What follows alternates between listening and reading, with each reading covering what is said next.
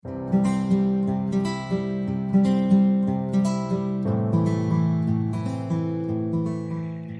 buenas tardes a todos los presentes. Le damos la cordial bienvenida a esta nueva sesión de las reuniones clínicas que ya se están haciendo costumbre y esperamos que así sea por un largo tiempo, en el marco del proyecto Telecovid-19 UDEC, el proyecto de telemedicina para enfrentar la pandemia del COVID-19 que ha realizado la unidad de telemedicina de la Universidad de Concepción.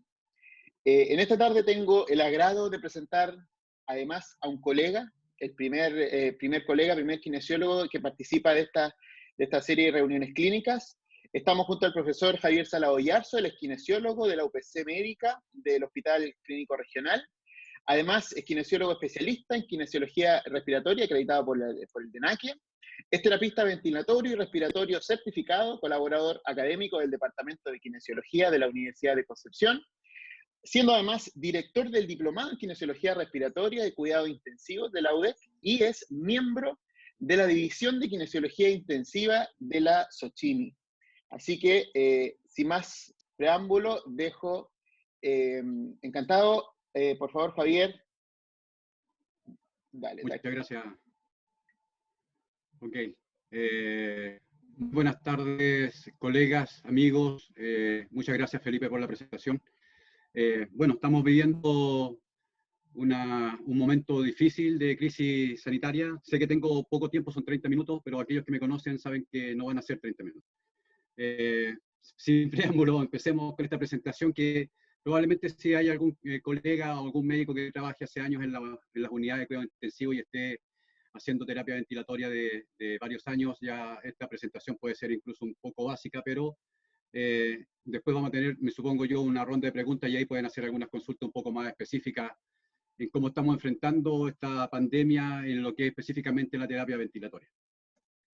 Bueno, a forma de introducción, fíjate que no está de más recalcar que estas imágenes que aparecen ahí son muy llamativas porque actualmente estamos en una disyuntiva cada vez más clara en que si estos pacientes con falla respiratoria deben o no ser asistidos con soporte ventilatorio invasivo o con la terapia ventilatoria no invasiva. Y nos hemos llevado algunas sorpresas con respecto a eso, sobre todo en la salida de la ventilación mecánica en el Winning, que hemos tenido algunas complicaciones y hemos tenido que hacer ventilación no invasiva, resguardando todo lo que involucra la aerolización y las fugas de las interfaces. Así que eso queda para más adelante una ronda de preguntas. Bueno, primero definamos qué es lo que es el soporte ventilatorio. El soporte ventilatorio es una asistencia mecánica, ¿no es cierto?, que va orientada fundamentalmente a dar un soporte artificial de la ventilación y de la oxigenación cuando el sistema cardiorrespiratorio no es capaz de aportar, ¿no es cierto?, lo necesario para el consumo o la demanda metabólica del organismo.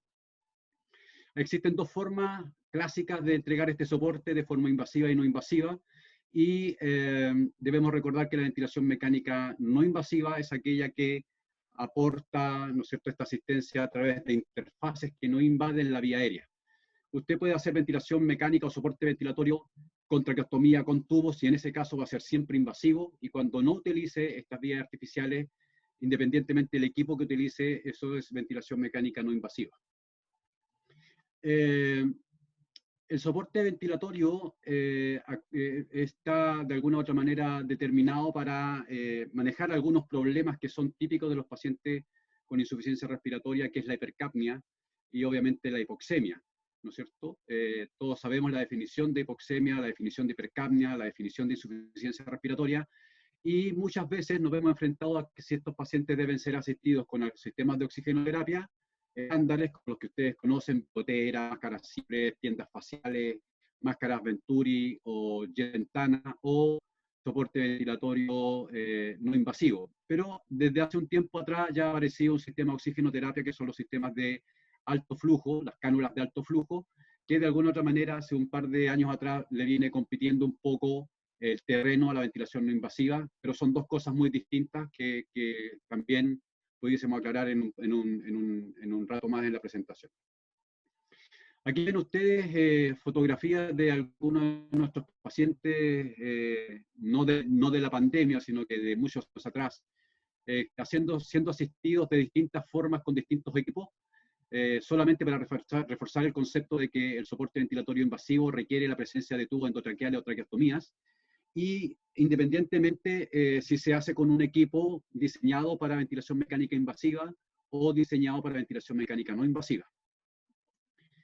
En este ejemplo vemos una paciente, ¿no es cierto?, que está con un ventilador diseñado para otorgar soporte ventilatorio de forma invasiva, pero también tiene la posibilidad de entregar ventilación mecánica no invasiva de una forma bastante particular que nosotros conocemos como birrama, con una rama inspiratoria y otra respiratoria, cosa que no es muy usual en Chile. En Chile generalmente hacemos soporte ventilatorio no invasivo con ventiladores de monorama que están diseñados para ventilación no invasiva.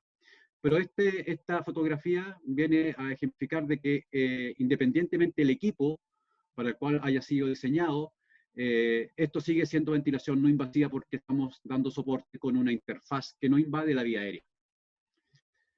Lo mismo acá, tenemos un paciente con un ventilador que es diseñado para ventilación invasiva, es monorama y tiene muchas características distintas a los ventiladores de birrama, haciendo ventilación no invasiva. Esto es lo clásico, ¿no es cierto?, nosotros conocemos como ventilación mecánica no invasiva. ¿Ok? Esta publicación del Acta Colombiana de Cuidado Intensivo, que a mí me gusta mucho, que es una revisión de insuficiencia respiratoria aguda, nos deja bastante en claro cuáles pueden ser las causas de la falla respiratoria aguda. Le he agregado de un documento de la CEPAR, de oxigenoterapia y insuficiencia respiratoria, los grados de hipoxemia. Los grados de hipoxemia están definidos por ligero, moderado, severo o muy severo, con esos valores de PO2, de presión arterial de oxígeno en milímetros de mercurio. Para algunos, esta definición es bastante teórica. Esa presión arterial de oxígeno depende de la edad, depende de la fibra que se aporta, etcétera, etcétera. Y por lo tanto, muchas veces nos encontramos con pacientes que pueden tener algún grado de hipoxemia, pero no necesariamente cae dentro del grupo de clasificación. Todos sabemos que la hipoxemia es la disminución, ¿no es cierto?, de la presión parcial de oxígeno en la sangre por debajo de la edad, independientemente el sistema de oxígeno que se esté aportando para corregir esa hipoxemia. Vuelvo a repetir, hipoxemia es la presión parcial de oxígeno menor que la predicha según la edad. Eso es lo que definimos como hipoxemia.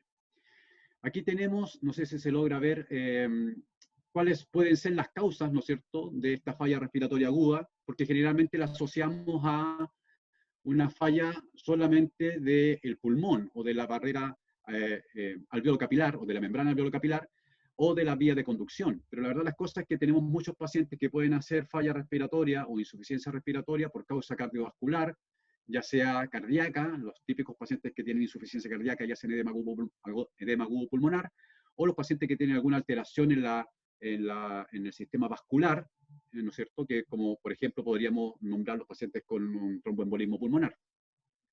También hay causas neurológicas, vemos muchos pacientes con daño neurológico, con TEC grave, que hacen insuficiencia respiratoria, obviamente porque se pierde el control central, ¿no es cierto?, de la respiración y de la ventilación, tanto en su amplitud como en su frecuencia, y enfermedades neurológicas, ya sea de segunda motoneurona, que hacen insuficiencia respiratoria. Yo agregaría otra causa más de insuficiencia o de falla respiratoria que no sale en ese cuadro ahí, que es la falla renal. Muchos pacientes con insuficiencia renal que están en régimen de terapia de sustitución renal, qué sé yo, trisemanal, que muchas veces dejan de ir a estos procedimientos y terminan haciendo claramente un desbalance pulmón-riñón o una insuficiencia pulmonar renal, ¿ok? Lo que se conoce como síndrome riñón-pulmón o hemorragias alveolares, que también cursan con insuficiencia respiratoria. Bueno, hasta un par de décadas atrás, ¿qué teníamos para enfrentar la insuficiencia respiratoria de los pacientes? Teníamos, tal como lo muestra este triángulo, si ustedes colocan en la cima de ese triángulo la insuficiencia respiratoria, teníamos hace un par de décadas atrás los sistemas de oxigenoterapia de bajo flujo o de baja concentración de oxígeno, los sistemas de oxigenoterapia de alta concentración de oxígeno, para luego pasar en la fase aguda a la asistencia ventilatoria no invasiva y de ahí a la invasiva. Y en el soporte ventilatorio invasivo actualmente estamos agregando otras estrategias para enfrentar la insuficiencia respiratoria, como es la sedación, el bloqueo neuromuscular, la neura de reclutamiento, el prono, el ECMO, y probablemente algunos centros están ofreciendo otras estrategias de insuficiencia respiratoria. Nosotros en el hospital regional tenemos hasta el ECMO para enfrentar a los pacientes con insuficiencia respiratoria. El año pasado con la pandemia, o sea, cuando tenemos la época de influenza, muchos de esos pacientes caen en el sistema de circulación extracorpórea, y fundamentalmente lo que más utilizamos nosotros en nuestra unidad es el prono, que ha revivido con esta pandemia. Se ha reivindicado el prono como forma de tratamiento de la insuficiencia respiratoria en esta pandemia, cosa que hace un par de años atrás había sido algo impensado en muchos pacientes el decúbito prono para mejorar la oxigenación. Actualmente tenemos para enfrentar la insuficiencia respiratoria, como si nos muestra este triángulo acá, en la fase aguda tenemos la oxigenoterapia y aparece en amarillo un sistema que es el sistema de alto flujo, que no es nuevo, que es bastante antiguo, los sistemas de alto flujo, el Vapoter, el OptiFlow, el WhisperFlow y los sistemas de CPAP siempre han sido considerados sistemas de oxigenoterapia, pero no de soporte ventilatorio, son para el manejo de la insuficiencia respiratoria y no del soporte ventilatorio. Y este sistema de alto flujo actualmente en esta pandemia está totalmente desechado. Lamentablemente el sistema de alto flujo produce mucha aerolización y fugas por las fosas nasales, y en Italia y España, que son los países que lo están pasando peor en esta pandemia, yo he tenido comunicación con profesionales de allá de España, Alberto Medina Villanueva, que me contaba que lamentablemente el alto flujo ha cobrado muchas vidas, porque lo que caracteriza esta pandemia del SARS-CoV-2 o coronavirus es fundamentalmente su alta capacidad de contagio. Si bien la mortalidad en algunos países es muy disímil, esperemos que aquí en Chile no se nos escape de las manos. Aquí, para aquellos que no conocen, estos son los sistemas de alto flujo con los cuales contamos nosotros en nuestra unidad actualmente. Son los sistemas AIRBO 2, son muy sencillos, hay aplicaciones en los celulares que usted puede bajar para poder entender de qué se trata este sistema. Pero vuelvo a insistir, este es un sistema de oxigenoterapia con ciertos niveles de CPAP, con aire acondicionado, humificado, calefaccionado. Los niveles de CPAP que entregan son relativamente bajos, no superan los 6 o 7 centímetros de agua en pacientes adultos con la boca cerrada. Y lamentablemente no es una opción actualmente en esta pandemia por el grado de fuga que producen los flujos inspiratorios o los flujos con los cuales se manejan estos equipos. En mucha fuga, mucha realización y posibilidad de contagio. Esto lo sabemos desde pregrado. Muchos de los que están aquí presentes probablemente tuvieron clases conmigo, pero ustedes saben que existe la insuficiencia respiratoria por falla de bomba pulmonar o de membrana alveolo-capilar, que es la insuficiencia respiratoria tipo 1, hipoxémica, y la antigua falla de bomba muscular, que se caracteriza por la hipercapnia y que tiene distintos mecanismos fisiopatológicos que producen la hipoxemia en el caso de la insuficiencia respiratoria tipo 1, y otros mecanismos fisiopatológicos que producen la hipercapnia en la falla de bomba pulmonar o falla de bomba muscular, así se conocía antiguamente. ¿Okay? Pero recordemos que también existen, además de esos tipos de insuficiencia respiratoria tipo 1 y tipo 2, la falla cardíaca, que también aporta a la falla respiratoria tipo 1, hipoxémica, y la falla respiratoria por postoperatoria, que radica en la presencia de atelectasias y alteración BQ, y por lo tanto también característica de ella es la hipoxemia, y también nosotros la conocemos como insuficiencia respiratoria tipo 1. En estricto rigor usted podría hablar de dos tipos de insuficiencia respiratoria, la tipo 1 y la tipo 2, o de 4 tipos de insuficiencia respiratoria, agregando la falla cardíaca y agregando la falla postoperatoria. Solo para hacer la diferencia en lo que nosotros conocemos como alteración BQ y shunt, ¿no es cierto? Recordemos que el shunt es una condición, ¿no es cierto?, fisiopatológica que produce hipoxemia, que es refractaria al uso de oxigenoterapia y que muchas veces también es refractaria al uso de PIP. Que es la gran diferencia entre el shunt y el BQ, que muchas veces nosotros sabemos que responde bien a la oxigenoterapia, fundamentalmente a los cuidados cardiorrespiratorios, fundamentalmente la terapia respiratoria. Este cuadrito que salió publicado el 2012 en el Consenso de Berlín de distrés respiratorio, nos hace referencia a los niveles de PAFI, a través del cual se clasifica el grado de distrés respiratorio, el leve, moderado y severo, y hablamos de distrés severo cuando la PAFI es menor de 100, de distrés moderado cuando está la PAFI entre 100 y 200, y distrés leve entre 200 y 300, y lo normal sería una PAFI sobre 300. Y en su eje vertical se muestran las estrategias para afrontar este distrés respiratorio. ¿Okay? Nosotros utilizamos mucho la estrategia de protección pulmonar basada en volumen corriente limitado por kilo de peso y también limitado por un delta P, un driving pressure, que no debe ser superior a 15 centímetros de agua, máximo 18, y de eso podríamos hablar más adelante con respecto a la estrategia protectora. La ventilación no invasiva también es posible hacerla en los pacientes con distrés, pero lamentablemente, al igual que la cánula de alto flujo, la ventilación no invasiva está un poco restringida en la etapa aguda de esta infección y pudiendo tener alguna participación en la etapa ya de salida de la infección, sobre todo cuando estos pacientes estuvieron en ventilación mecánica y utilizar ventilación no invasiva post-extubación.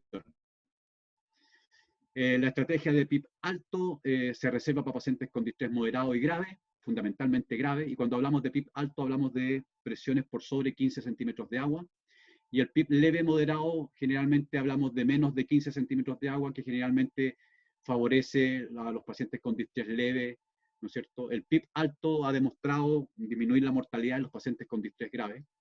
La posición prono, vuelvo a insistir, que está siendo redescubierta actualmente en esta pandemia. El bloqueo neuromuscular, que nosotros lo utilizamos mucho, sobre todo cuando el paciente está en prono, tiene que estar con bloqueo neuromuscular.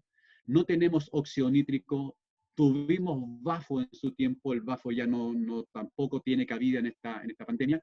Y de ahí tenemos a las membranas de remoción de CO2 y el ECMO como última estrategia. Como ven, en el hospital regional, en nuestra unidad, tenemos una amplia gama para el manejo de los pacientes con insuficiencia respiratoria y gracias a Dios hasta el momento solo hemos llegado hasta el uso de bloqueantes neuromusculares y prono. ¿Okay? No hemos tenido pacientes que hayan caído a ECMO. Tuvimos un paciente trasladado de Temuco justamente para ECMO, pero lo rescatamos con una posición prono extendida de aproximadamente 72 horas, en el cual revertimos la hipoxemia de ese paciente y actualmente ya se mantiene en supino con buena estrategia ya en fase de winning.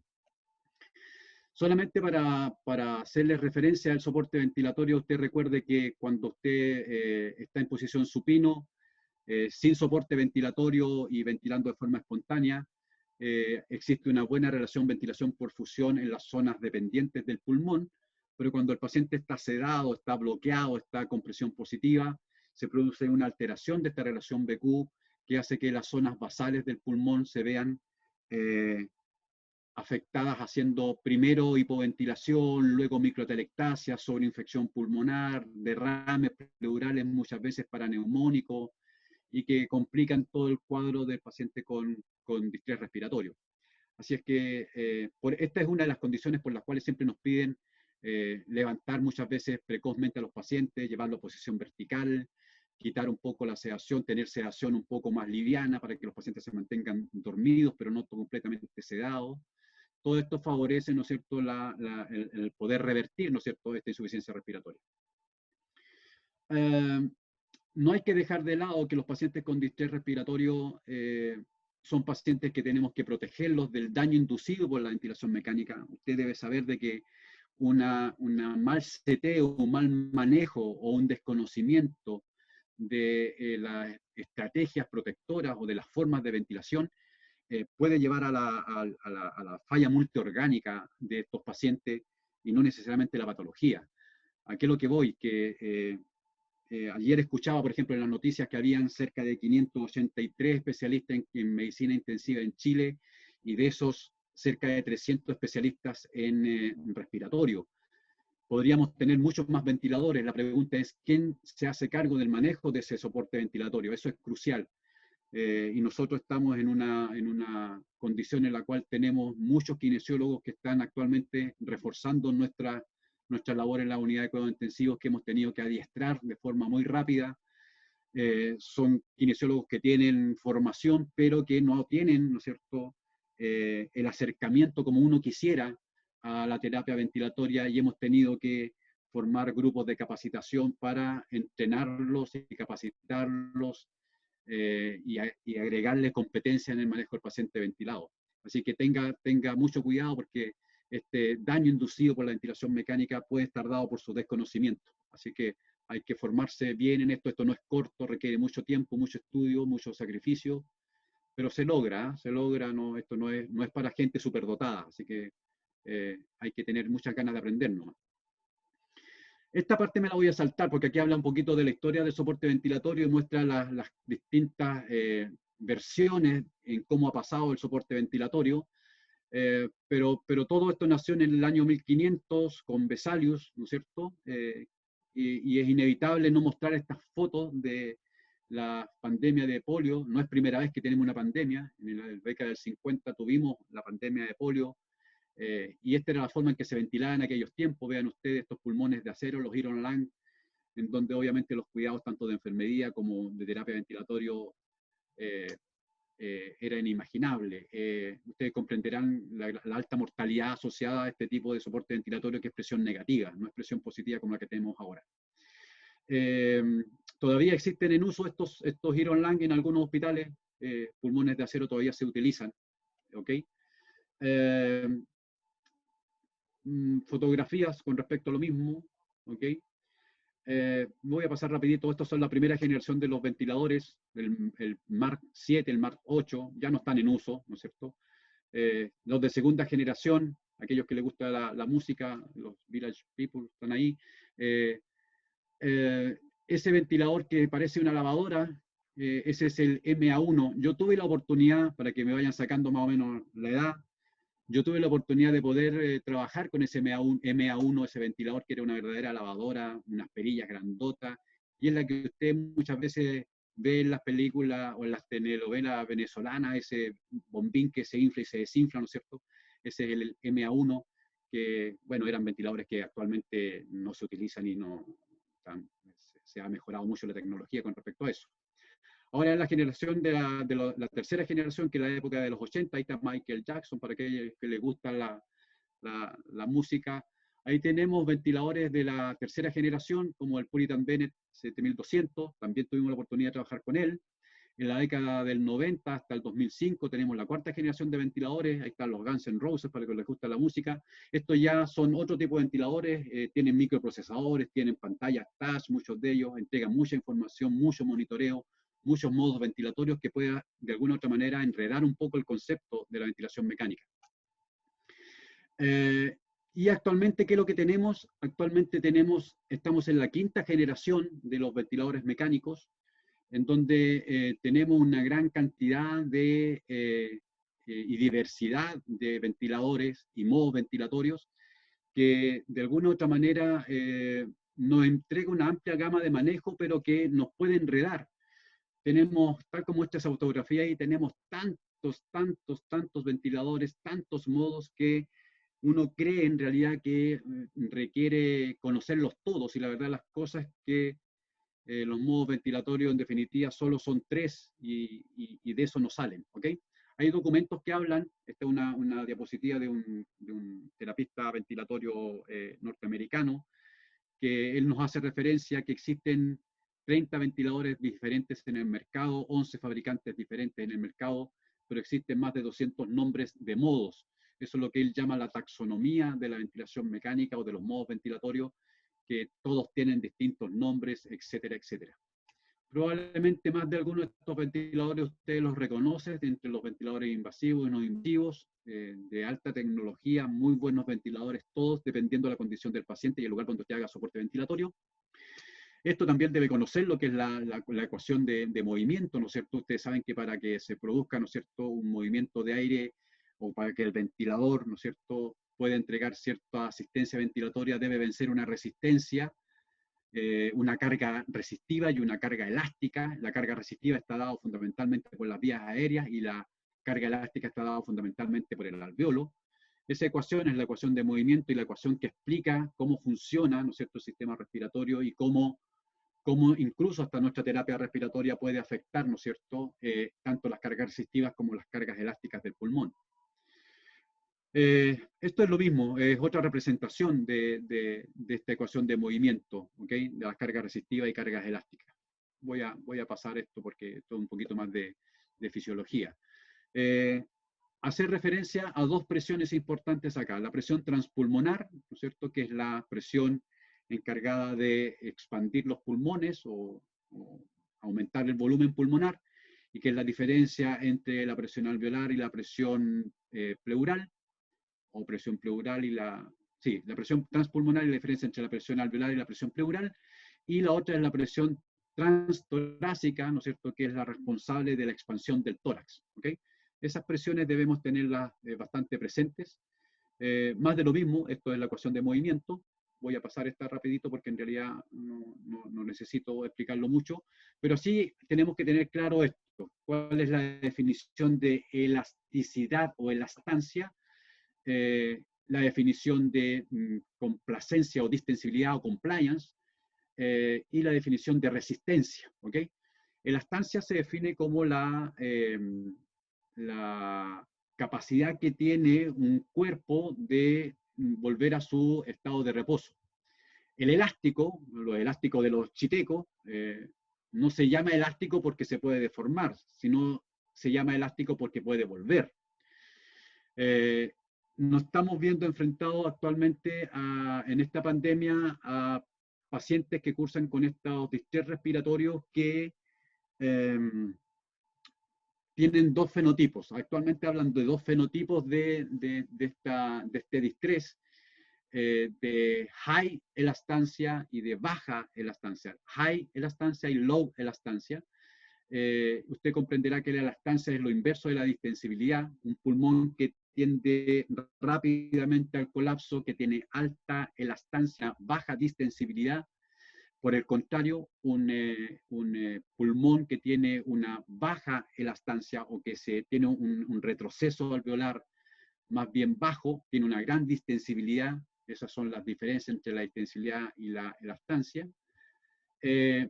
La compliance o la distensibilidad es la capacidad que tiene un cuerpo de poder deformarse cuando es sometido a un delta de presión o un cambio de presión o una fuerza externa. Y la resistencia es, obviamente, como la física lo explica, ¿no es cierto?, una fuerza que se opone al paso, en este caso, del aire por las vías respiratorias, las vías aéreas, la zona de conducción fundamentalmente. Esta electromiografía, perdón, electromiografía que está ahí representando los espacios alveolares, ¿no es cierto? Es para tratar de explicar, ¿no es cierto?, la función o el concepto del PIP o CPAP o EPAP, como sale descrito en la literatura. El PIP es la presión positiva al final de la expiración. Nos hemos visto enfrentados actualmente en esta pandemia a pacientes que responden muy bien al PIP, que requieren unos niveles de presión positiva al final de la expiración cercana a los 12 a 16 centímetros de agua, lo que es relativamente bajo si los comparamos a los pacientes que recibimos en épocas de invierno con influenza, que son pacientes que requieren un PIP un poco más alto, cerca de 14 a 18 centímetros de agua para mantener un buen intercambio gaseoso. Con respecto a las indicaciones de ventilación mecánica, esta diapositiva es muy fácil de poder entender cuáles son las indicaciones. Usted requiere un soporte ventilatorio, por ejemplo, cuando el conductor del automóvil se queda dormido, que en el caso de los pacientes sería un paciente que pierde, ¿no es cierto?, el control neurológico de la ventilación, que sería como el símil de quedarse dormido en el automóvil. Si se pierde el control neurológico de la ventilación, yo requiero entonces indicarle un soporte ventilatorio generalmente invasivo. La otra condición en la cual puedo requerir indicación de ventilación mecánica es cuando hay una falla estructural, como puede ser el pinchazo de un neumático en el automóvil, ¿cierto? el ejemplo más claro de esto sería, por ejemplo, una falla neuromuscular. Un paciente que tiene un Guillain-Barré o que tiene alguna debilidad muscular, ¿no es cierto?, de la musculatura respiratoria o alguna alteración estructural de la caja torácica, requiere soporte ventilatorio. Y el otro grupo de pacientes que requiere es cuando se termina la benzina, cuando se termina la energía, cuando el paciente está en fatiga respiratoria por el uso excesivo de musculatura respiratoria, por mucho consumo de oxígeno, mucha producción de CO2, yo requiero entonces en estos pacientes entregarle un soporte ventilatorio muchas veces invasivo, pero también puede ser la opción de ventilación no invasiva. Aquí tienen una diapositiva en la cual tienen los objetivos clínicos específicos del soporte ventilatorio: revertir la hipoxemia, revertir la acidosis respiratoria, revertir el síndrome o el trabajo respiratorio, prevenir o revertir atelectasia, revertir la disfunción muscular ventilatoria, disminuir, ¿no es cierto?, el consumo miocárdico de oxígeno, mantener un adecuado gasto cardíaco, reducir la presión intracraneal y estabilizar la parrilla costal. Son de los efectos o de los objetivos clínicos específicos de soporte ventilatorio. Ahora, ¿cuáles son los objetivos fisiológicos de la ventilación o del soporte ventilatorio? Fundamentalmente es la manipulación y el soporte del intercambio gaseoso, el mejorar la ventilación alveolar, el mejorar la oxigenación arterial, incrementar los volúmenes pulmonares, mejorar la expansión, ¿no es cierto?, pulmonar, mejorar la capacidad residual funcional, muy importante en estos pacientes con infecciones por coronavirus en la etapa inicial, reducir el trabajo respiratorio, minimizar el impacto cardiovascular, disminuir la sincronía o manejar la disincronía paciente-ventilador y abolir idealmente, ¿no es cierto?, el daño inducido por la ventilación mecánica. Aquí tenemos los efectos del PIP, ya sea alto o bajo, ¿ok? Aquí el PIP óptimo es aquel que tiene el mejor intercambio gaseoso, el mínimo shunt, la menor sobredistensión, la menor repercusión hemodinámica. Ese es el mejor PIP. No existe un número mágico acá, sino que uno tiene que de alguna otra manera evaluar a través de la mecánica ventilatoria cuál es el PIP óptimo para cada uno de los pacientes de manera individualizada. Vuelvo a repetir, el mejor PIP es aquel que produce la menor sobredistensión, que produce el menor shunt, con mínima repercusión hemodinámica y la mejor distensibilidad o compliance, ya sea alto o bajo. Hay pacientes que les gusta el PIP alto, hay otros pacientes que les gusta el PIP bajo. Pero fíjense ustedes cuáles son los beneficios o los efectos, ¿no es cierto?, beneficiosos. Un apropiado PIP es un PIP bajo para un paciente que requiere un PIP bajo o un PIP alto para un paciente que requiere un PIP alto. Restablece la capacidad residual funcional, evita el desreclutamiento, disminuye la fracción de shunt, incrementa la distensibilidad, disminuye el trabajo respiratorio e incrementa el intercambio gaseoso y menores requerimientos de oxígeno. Pero fíjense lo que pasa cuando tenemos cuáles son los efectos de un PIP inapropiado. O sea, un PIP bajo en un paciente que le gustaba un PIP alto o que requería un PIP alto, y un PIP alto en un paciente que requiere un PIP bajo. ¿Ok? Fíjense lo que puede pasar con un mal seteo del PIP. Incrementar la resistencia vascular pulmonar, disminuir, ¿no es cierto?, el retorno venoso, potencialmente disminuir el retorno venoso y el gasto cardíaco, disminuir el flujo portal y renal. Muchos de estos pacientes pueden hacer falla renal por esta condición, porque usted tiene un mal seteo del PIP, incrementar la presión intracraneal e incluso aumentar el espacio muerto. Así es que esto de colocar un PIP, yo recuerdo hace muchos años atrás, cuando yo empecé a trabajar en cuidados intensivos, los pacientes, por ejemplo, neuroquirúrgicos se manejaban con PIP de 0. Cosa que actualmente sería irrisorio usar un PIP de 0 en un paciente neuroquirúrgico, porque se creía que este PIP podía producir aumento de la presión intracraneal. La verdad es que lo produce, pero cuando está mal seteado, cuando tenemos un mal seteo de esta presión positiva al final de la expiración. Después empezamos a ventilar con PIP de 5. Cuando veíamos a pacientes con PIP de 5 nos asustábamos. Y fíjense que actualmente ya tener un paciente con PIP de 10 es de todos los días. Tener un paciente con PIP de 8, un PIP de 10 es cosa usual diariamente en los cuidados intensivos. Y sí nos llama la atención cuando el paciente tiene un PIP de 15, de 16 o sobre 16 centímetros de agua. Esos ya son PIP elevados actualmente en cuidados intensivos. Eh, Veamos algunas cositas con respecto a los factores que incrementan la presión media de la vía aérea. La presión media de la vía aérea no es el promedio de las presiones, ¿ok? Pero se conoce poco el efecto de la presión media de la vía aérea. Hablamos mucho de los efectos del PIB, hablamos mucho de la presión plató o meseta, hablamos mucho de la presión inspiratoria pico, pero no pescamos mucho el concepto de presión media de la vía aérea. Y fíjese que la presión media de la vía aérea, en definitiva, es la responsable del intercambio gaseoso. En pacientes pediátricos que están sometidos a ventilación de alta frecuencia, la presión media de la vía aérea alcanza cerca de 30 centímetros de agua. Y gracias a esa presión media de la vía aérea es que estos pacientes mantienen un buen intercambio gaseoso. En pacientes adultos graves con distrés severo, las presiones medias de la vía aérea llegan cercano a 18 o 19 centímetros de agua. Por el contrario, un paciente que ya está de salida de la ventilación mecánica, está en fase de weaning, estas presiones medias de la vía aérea no superan los 14 centímetros de agua. ¿Qué importancia tiene esto? Usted conoce el IOX, el índice de oxigenación. El índice de oxigenación es la relación que existe entre la PAFI, entre la presión media de la vía aérea y la PAFI. Entonces, si un paciente está con presiones medias de la vía aérea elevadas, lo más probable es que tenga un IOX elevado y por lo tanto son pacientes más graves.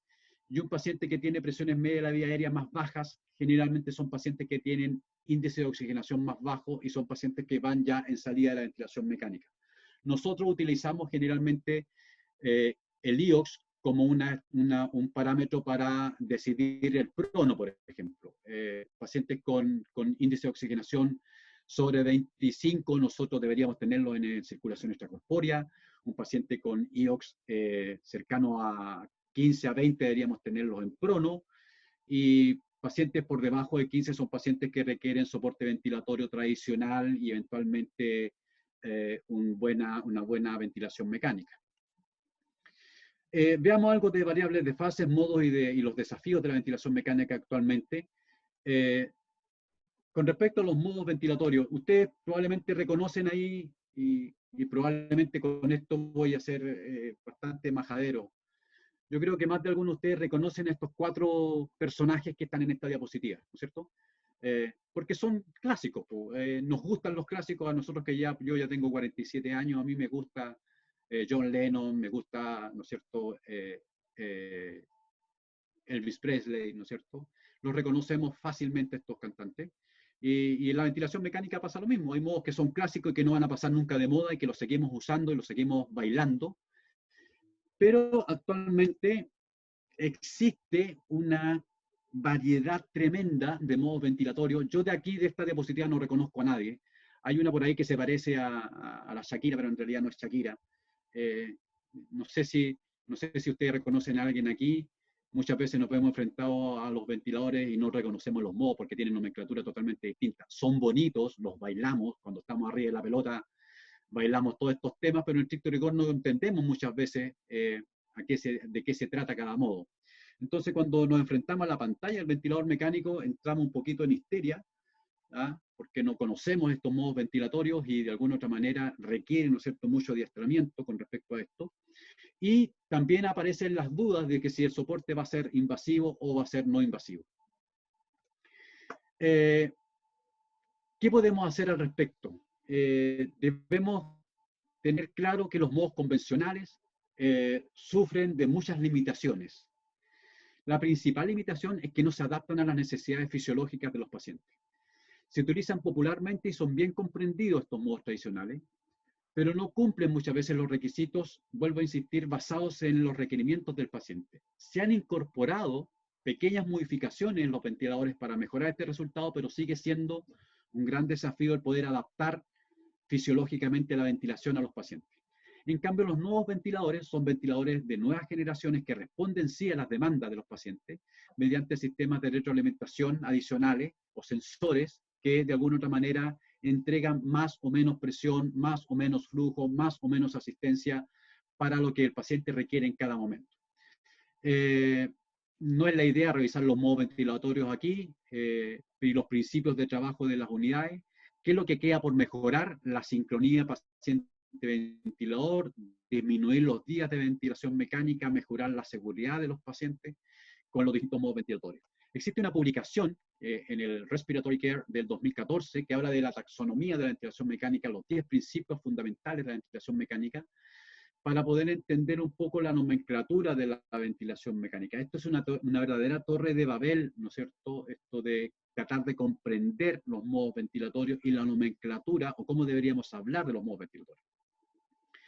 Les voy a recomendar, voy a saltarme esta diapositiva, les voy a recomendar este link, ese link que está arriba, si Felipe en algún momento se los pudiese entregar, que habla de los modos que controlan la presión. Esta es una presentación de Adier Garnero que está en YouTube, la pueden ver, y una muy buena presentación que les va a dar a entender cuáles son los modos ventilatorios que regulan por volumen o que regulan por presión.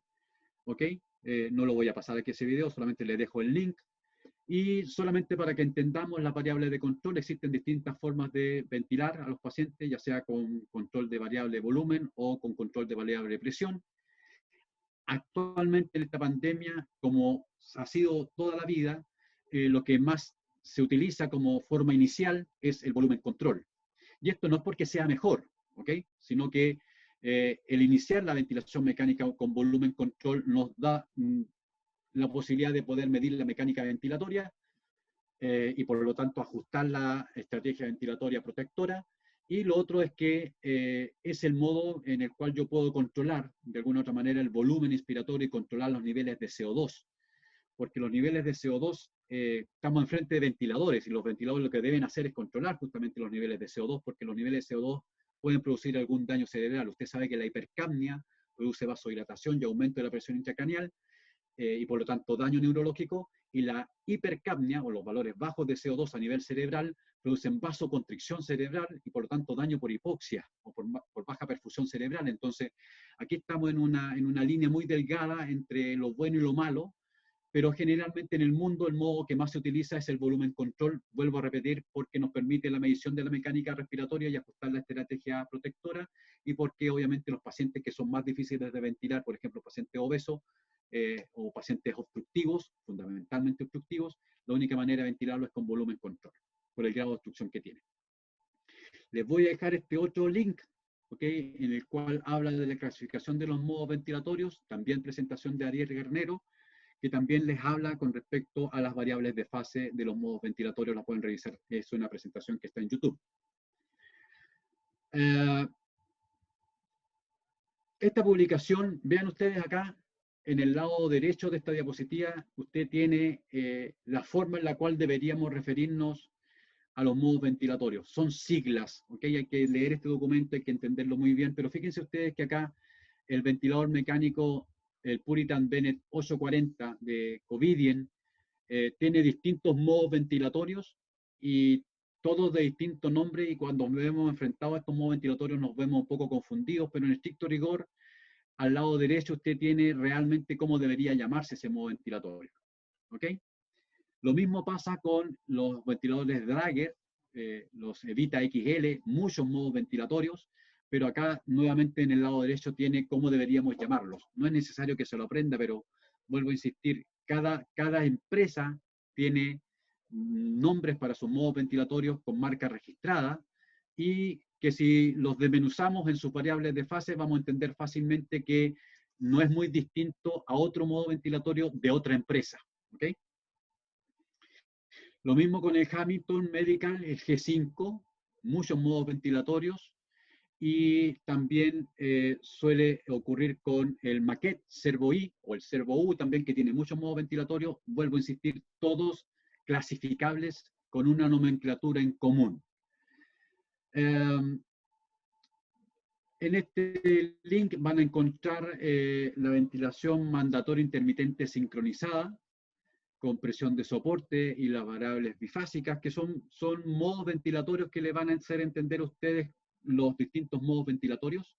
Son videos que usted puede encontrar fácilmente en la web. Ahí tenemos el CPAP con y sin presión de soporte. Estos links los puede tener usted en YouTube para poder entender bien los modos ventilatorios. A forma de resumen, con respecto a las variables de fase de los modos ventilatorios, podríamos hacer con este cuadrito. Existen modos existen solo 3 modos ventilatorios: los modos soportados, los modos controlados y los modos asistidos, que entregan ciclos espontáneos, mandatorios o espontáneos, y que el ciclaje está dado o por el paciente o por el ventilador, y el trigger o el disparo también puede estar dado por el paciente y el ventilador. Estas variables, si uno las lleva a los modos ventilatorios, las va a encontrar en todos y va a poder de alguna u otra manera entender bien a qué modo ventilatorio se refiere. Este cuadrito también se los dejo para que usted pueda de alguna u otra manera entender cuáles son las variables de fase y cuál es la programación de los ventiladores mecánicos, en el cual usted tiene que reconocer cuáles son las variables de disparo, límite, ciclado y nivel basal de los modos ventilatorios, y qué es lo que se programa en cada modo ventilatorio, para que usted pueda entender bien, ¿no es cierto?, de qué se trata el modo ventilatorio. Estos son esquemas para tratar de hacerle un poco más resumida la información. Esto ya lo hemos hablado, de la ventilación mecánica, ¿no es cierto? En qué condiciones debo entregar, cuáles son los objetivos fisiológicos y clínicos de la ventilación mecánica. Este otro esquema de los tipos de modos ventilatorios, de los controlados, los asistidos, los espontáneos. Generalmente los pacientes en fase aguda están en modos controlados y en fase ya de salida están en modos espontáneos. Lo más conocido es los modos por presión de soporte, y los modos controlados, el más utilizado es el control de volumen. ¿Okay? Otros algoritmos para, de alguna u otra manera, hacerle entender los tipos de modos ventilatorios. En la nomenclatura va a encontrar mucho texto que le va a hablar de distintos tipos y nombres de modos ventilatorios. No es sencillo entenderlos, pero también se va a encontrar con documentos que le van a decir, ¿no es cierto?, qué parámetro, qué modalidad va a utilizar dependiendo de las condiciones del paciente, si está con aumento de la resistencia, con disminución de la elastancia, etcétera, etcétera. ¿Cuáles son los desafíos clínicos, ¿no es cierto?, de la ventilación mecánica actualmente? Destaco el manejo protector. Siempre debemos ser protectores con la ventilación mecánica. La ventilación mecánica produce daño pulmonar, produce daño muscular diafragmático, y lo puede producir, por ejemplo, en condiciones en las cuales yo estoy dando poco soporte, cuando el paciente requiere mucho soporte, o porque estoy dando mucho soporte cuando el paciente requiere poco soporte. Esa disyuntiva hace de la ventilación mecánica un desafío en poder entender bien a qué pacientes darles más soporte y a quienes pacientes darles menos soporte. ¿Qué es lo que opina el panel de expertos con respecto a la ventilación mecánica? Desafío clínico: la prevención y el tratamiento de la difusión diafragmática inducida por el ventilador mecánico. Los autores promueven, ¿no es cierto?, que hay que tener siempre niveles objetivos adecuados, pero no excesivos, de esfuerzo inspiratorio. Monitorizar la actividad de los músculos respiratorios para facilitar el reconocimiento, el manejo de la asincronía del paciente ventilador. Actualmente se está usando mucho la ecografía diafragmática, la ecografía pulmonar, la ecografía pleural, muscular. Aquí tenemos expertos en el manejo de los ecógrafos en cuidado intensivo: Alexis Silva en Chillán, Raúl Donoso aquí en el Hospital Regional, Francisco Vidal en el Regional también, colegas muy sabiondos de la técnica de la ecografía. Ellos aportan mucho conocimiento con respecto a eso, incluso para decidir el winning del soporte ventilatorio invasivo con la ecografía diafragmática.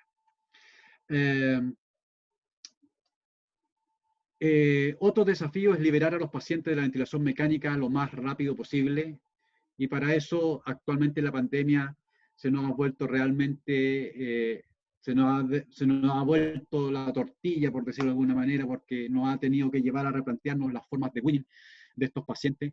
Ustedes comprenderán que estos pacientes, por el grado de contagio, no se les puede hacer la prueba de tubo T clásica que hacíamos antiguamente para saber si el paciente estaba preparado o no para salir de la ventilación mecánica, y hemos tenido que variar un poco esta prueba de ventilación espontánea a presión de soporte con PIP, etcétera, etcétera, y ponerlo un poco más clínico. Si hay algo que nos ha enseñado esta pandemia es que la tecnología está disponible, pero seguimos confiando mucho más en la clínica y siendo mucho más clínicos en las decisiones. ¿Okay?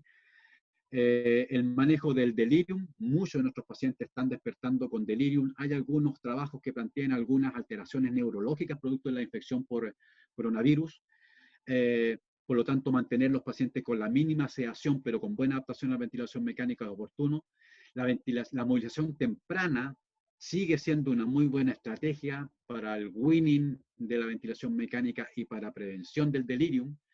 El depletar y evitar el edema agudo pulmonar, ¿no es cierto?, en el destete y la falla cardíaca también es importante.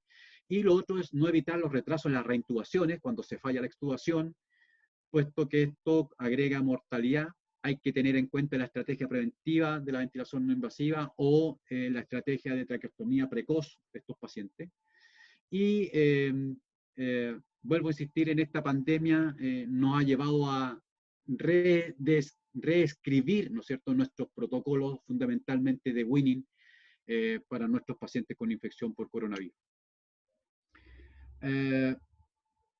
No puedo dejar de mencionarles esta bibliografía de consulta para que ustedes puedan de alguna u otra manera instruirse más con respecto de la ventilación mecánica y el soporte ventilatorio. Son todos libros en español de fácil lectura de Daniel Arellano, Williams Cristancho y del profesor Abona, que habla ahí de la ventilación mecánica controlada por presión y volumen, y que les van a ayudar a entender un poquito más el soporte ventilatorio en cuidados intensivos o en cuidados intermedios.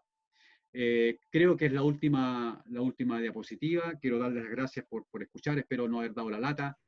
Estoy abierto a todas las consultas que me quieran hacer y felicitaciones, Felipe, nuevamente, gracias por la invitación. Me siento muy orgulloso de verte liderando esta telemedicina. Realmente me llena de orgullo lo que estás haciendo y me llena de orgullo lo que está haciendo el Departamento de Kinesiología en esta pandemia. Así que uno a través de la telemedicina como tú y otros como nosotros en la línea de fuego ahí, no voy a decir primera línea porque eso sería faltar el respeto a la primera línea, voy a decir que estamos en la trinchera ahí poniendo lo que conocemos y lo que sabemos hacer mejor. Así que saludos para todos ustedes.